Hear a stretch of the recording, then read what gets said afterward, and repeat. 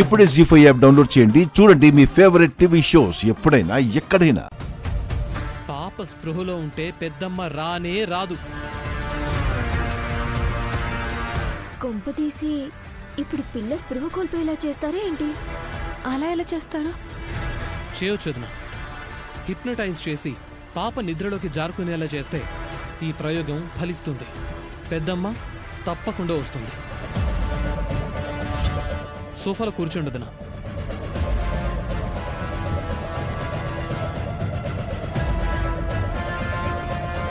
మెల్లగా నీకు నిద్రొస్తున్నట్టుంది కదా పాప? నిద్రపోవాలనిపిస్తోంది నీకు. నువ్విప్పుడు నిద్రపోతున్నావు కూడా.